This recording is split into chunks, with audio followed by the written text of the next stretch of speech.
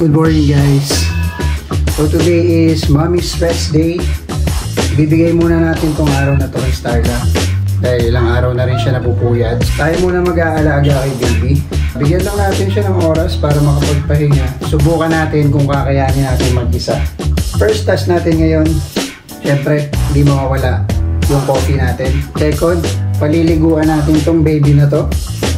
So after natin paliguan si baby, try naman natin na magluto ng lunch. Okay. So papainit muna tayo ng tubig. Yun yung gagamitin natin na pampaligo kay baby. Para habang nagkakape tayo, lumalamig na yung pampaligo ng tubig.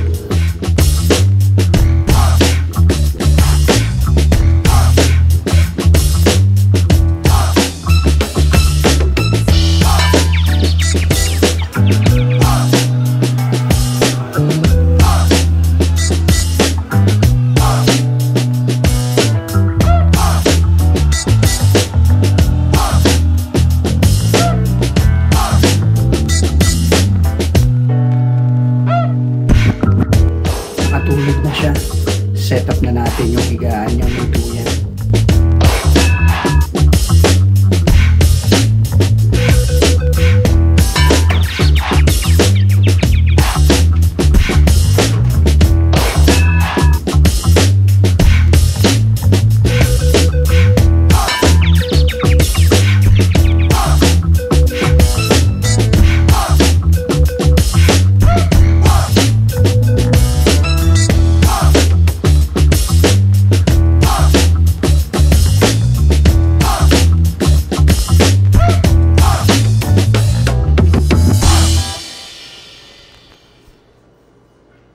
Merong mga white noise to eh. Pwede mong pagpilian. Ito ocean tayo. Kunyari nasa dagat siya.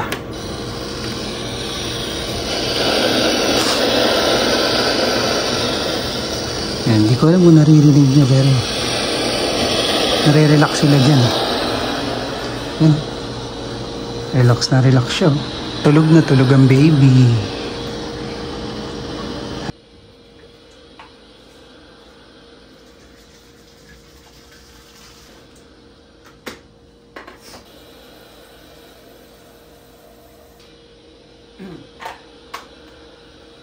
Yan, so ganyan ginagawa ko pag magpapaligo kami. Pinakukuluan muna namin yung tubig tapos palalamigin namin. Para kasi nalilinis yung tubig na sterilize din siya. Noong una kasi gumagamit kami nung purified water. Yung tubig namin pang inom para sure na malinis. Kaso medyo magastos siya. Kaya ito na lang yung ginagawa namin. And hindi naman siya nagkaka-rashes. So, ito na yung ginagawa namin na panligo sa kanya.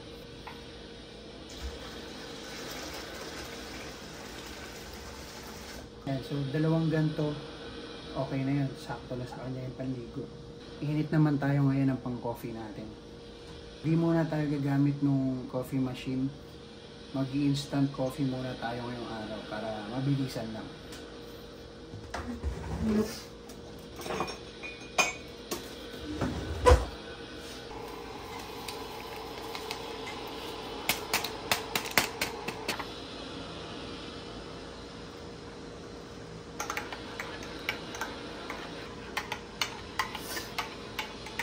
Yan, nakapagpakulo na tayo ng tubig. Antayin lang natin siya lumamig. Kape-kape muna tayo.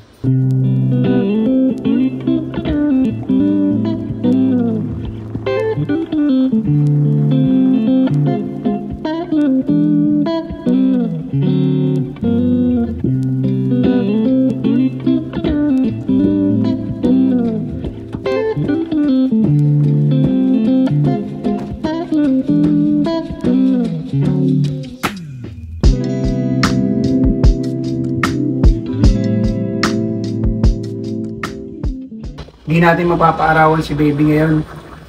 Makulimlim. Parang paulan kaya hindi na muna natin siya ilalabas ngayong umaga. Bawi na lang bukas pagka sumikat ang araw na maganda. May dumating na delivery si Mami. Wala naman akong pambayad. Eb, 46 daw kung Shopee mo. Ayan na. May pambayad na tayo ng Shopee ni Mami. Okay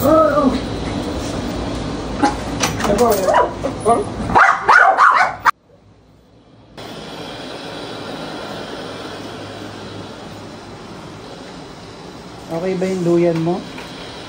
Okay, no? Ha? Relax ka dyan, no? Ayan, so nagising na si baby. I-ready na natin yung paliliguan niya. Ayan, malamang malamig na rin naman yung pinakuluan natin tubig. Ligo na tayo, okay? Ayun na, umiyak na siya. So, tanggalin na natin to ulit. Set up na natin yung bathtub niya.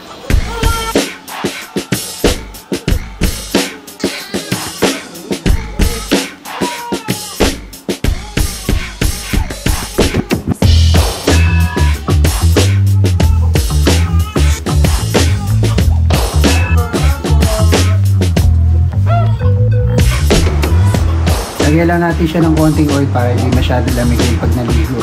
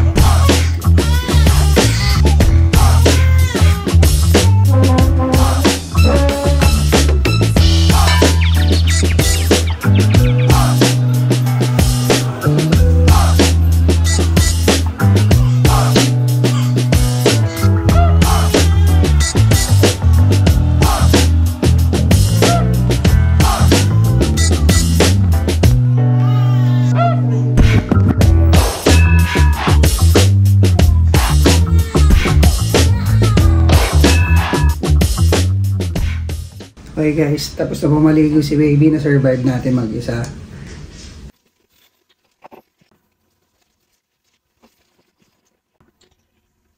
Wow! Mohawk! Bagay pala sa'yo mohawk eh. Mohawk! Wow! Rockstar! Mohawk oh!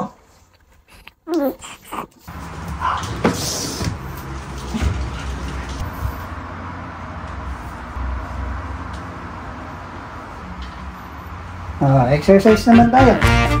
Bicycle, bicycle, bicycle, bike, bike, bike, bike, bike, bike, bike. Whee! Whee! Whee! Water? Bicycle, bicycle, bicycle.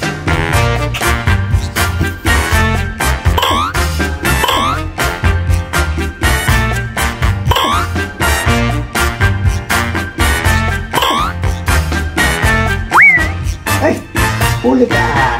Ayaw mo magpahuli ah. Mabihis na si baby, nakaligo na siya. Magto naman tayo ng gatas niya para padedey natin ulit siya. Ligpit pala muna tayo ng kalat bago tayo magpadede.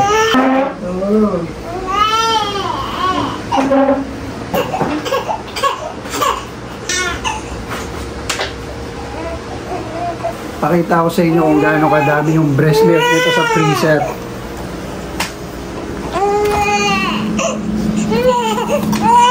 Ayan guys, yung taas na yan, punong-puno yan ng breast milk.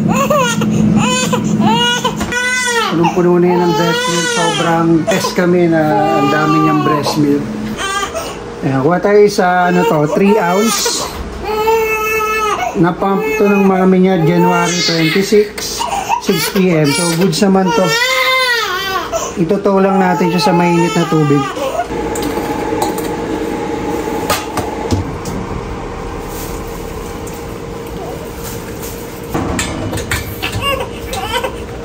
Ayan na.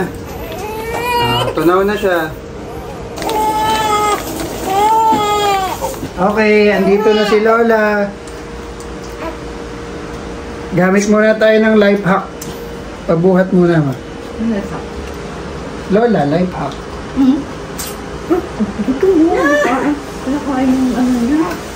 Alright. Dedede na daw siya. Salin muna natin to dito sa bote. Kung trip niyo yung ganitong storage ng breast milk, meron tayo niyan sa TikTok. Dalaw lang kayo dun sa TikTok ko, Daddy Jude. Yeah, pag ready na yung bote nyo, gugupitin nyo na lang tong nasa gilid.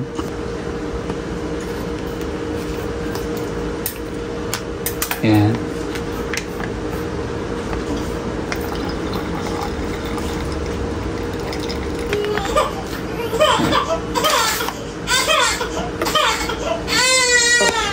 Pwede na. Oh, pwede. Yehey. Oh, diba?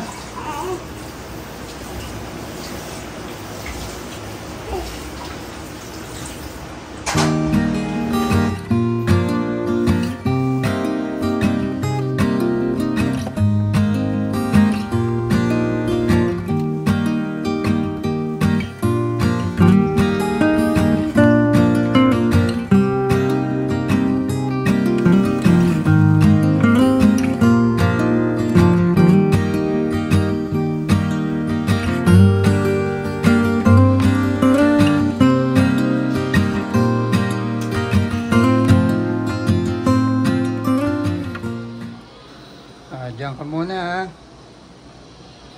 Luluto muna tayo ng lunch. Si Lola may binili na na gulay. So, luto na lang tayo ng ipa-partner natin dito. Ito, fried chicken na lang. Para mabilis lang lutuin.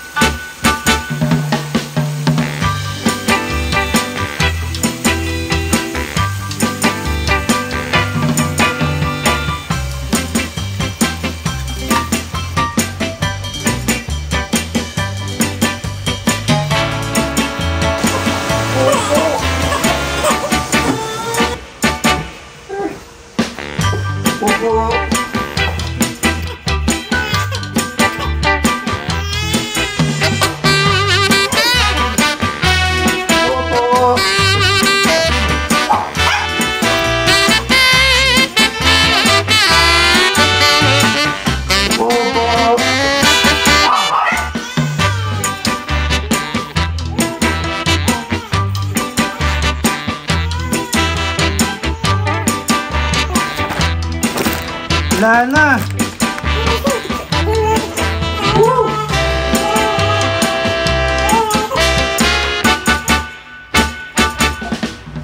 Gising ka na. Pagod na ako.